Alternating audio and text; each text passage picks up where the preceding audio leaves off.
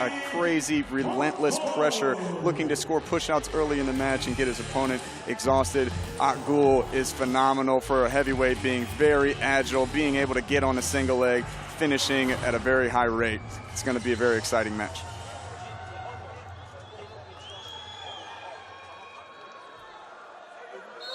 Final semifinal match of the night underway. Turkey and Iran. Amir ZARE, the defending world champion, Olympic bronze medalist, taking on Taha AKGUL of Turkey in the blue. Two-time world champion, two-time world runner-up, and an Olympic champion back in 2016 for AKGUL. And there's one of those single leg attempts, right back into another one. These guys almost look like lightweights out there, except they're huge.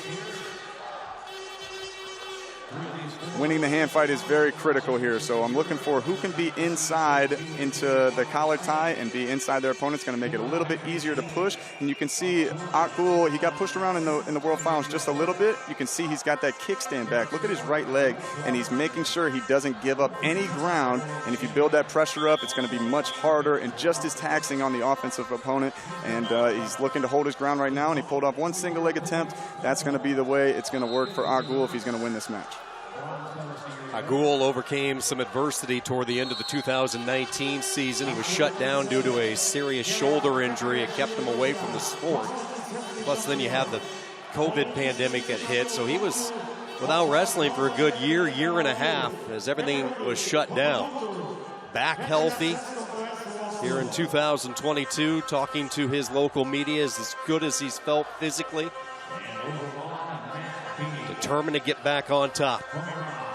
Halfway through period one, nothing settled yet. First attention goes to ZARE of Iran. Oh, he's on the clock, actually on the clock. Those single legs are the reason for that. And holding his ground, keeping the center of the mat. At heavyweight, it's more typical to have low-scoring matches, but that's not been the case in these guys, and they are going to fight for this, so it's still a very critical point, and a lot of times if there's no points in the match, the other guy will get that caution to get that 30 seconds, and that's how the match can play out. So we're going to need to see some offense, but these guys are the best of the best. Somebody will put points up in this match. AKGUL gets the early passivity point. Referee will warn the negative wrestling, the fingers, the hand interlocking. 45 seconds and counting here in period number one. So ZARE got to the underhook one time, so we're looking for very subtle differences. You see he goes for that underhook again. If he can start winning that battle, then he's going to start to put an exhaustion on that older opponent, Taha AKGUL. And so the more times he can get to the underhook, to get to that inside position on the collar tie, those are going to be really critical moments, and we're just gaining inches right now. It's still the first period. We saw the same thing in that Taylor match, 1-0 after the first. This looks like a very even battle in the hand fight right now, so it's your guess is as good as mine what's going to happen in the second period, but that's what we're looking for. AKGUL looking for the single leg. He tapped the shin right there. Those little battles are very important to tax the other opponent, and both guys doing a phenomenal job, not giving up that inch at all.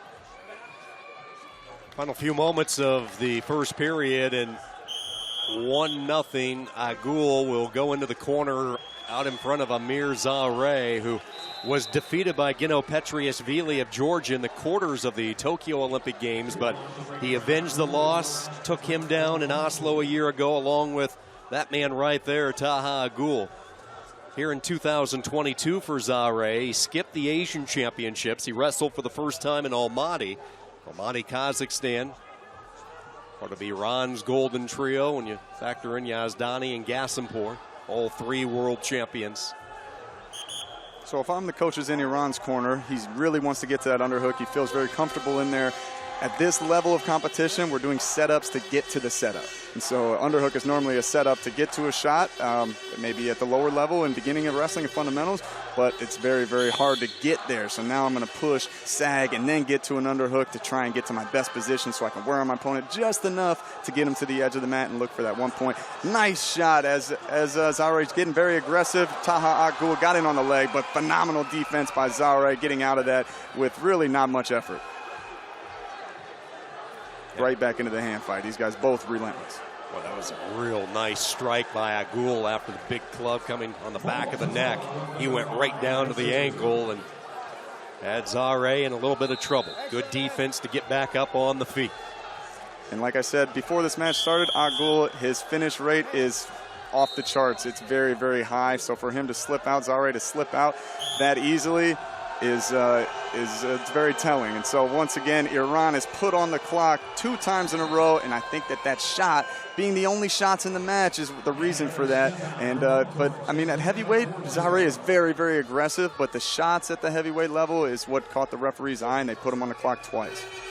You don't see it too often, but ZARE on the clock for a second time, driving AKGUL near the edge. Both wrestlers lock shoulder to shoulder. ZARE comes right back in on the legs and gets the takedown. Huge, huge takedown for timing and for the points on the board. And Taha knew that point was so critical. He tried to stay in bounds when he might have just given up the step out. If he wasn't on the clock, he really tried to stay in bounds and expose himself. And that's how ZARE actually finished the takedown. Great job dropping down to the legs, being super aggressive at a very critical time. He secured the takedown with a second to go on the activity clock. And that takedown right there changes the entire pace of the match, changes both guys' strategy from here on out. ZARE is going to continue to be aggressive with the hand fight, stay forward. AKGUL is going to have to find a chance to get to that leg, but actually finish this time. And all this work is wearing on the older opponent, AKGUL. He's still got some tricks left in the bag, though. I know he does, but this is where ZARE really wants to be. Getting to his underhooks now, as you can see, wearing on his opponent, constantly trying to get there. Once he gets to that position, he's starting to move his opponent backwards. Very, very important. He's starting to take that momentum, and it's favoring ZARE from Iran. This crowd is going to make more and more noise. They always follow the Iranian wrestlers as we hit 50 seconds to go. The veteran AKGUL trying to dig deep into his oxygen levels, his energy tank. Does he have enough here toward the end? Snap down by ZARE, captures that front head. AKGUL clears it away. Still time for him to make a move. Half-hearted shot. Looks a little exhausted. ZARE in deep. Can this be the finishing touch? AKGUL still has his whizzer in, but precious time weaning off the clock.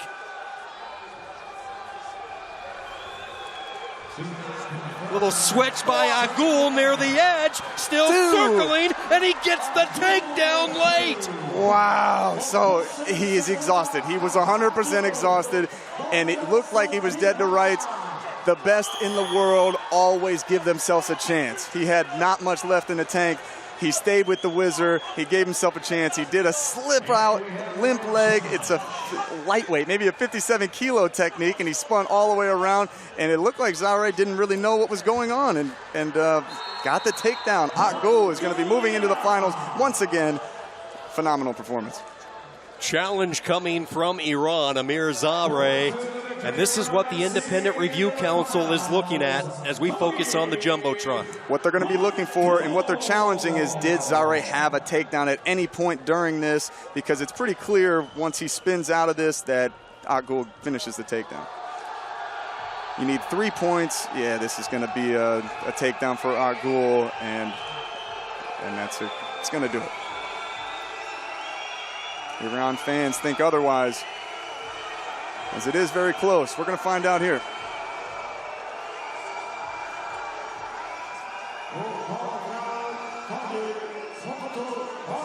Right there, ooh, 2 knees in the head. That's what they're looking for, 3 points, but there is a little bit of reaction time, so we're going to see what they call. Comes down to the reaction time on a situation like that. Comes down to the reaction time, but if we're really breaking it down, even if ZARE gets the takedown, he'd be ahead 4-1. Ooh, the reversal. So this is a difference maker. This is going to make the difference. And what they're looking for, 2 knees and a head and pressure into your opponent. It can't just touch without securing a takedown. Right here, the head, and it's close. So this is going to be one that I'm happy I don't have to make the call for, deciding who makes it to the World Finals.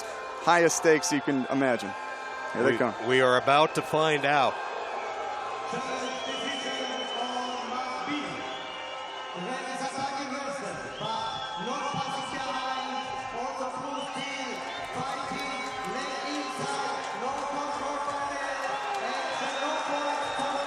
They're going to let it be confirmed for just the takedown for AKGUL. It was very, very close for the Iranian wrestler. What an effort. A phenomenal athlete. Seeing some stuff thrown onto the stands, from the stands. That's not what we're looking for. The Iranian coach telling his fans to not do that, be respectful, and they always are the highest class. So interesting to see. So the lost challenge point added on, and Taha AKGUL pulls off one of his more memorable rallies in the closing seconds to show that he still has plenty of life in his 31-year-old legs. He still got it. He still got it. And one time I was in Istanbul and I went to dinner with AKGUL. We went to the Salt Bay guy, his restaurant, Nur Sultan, and he showed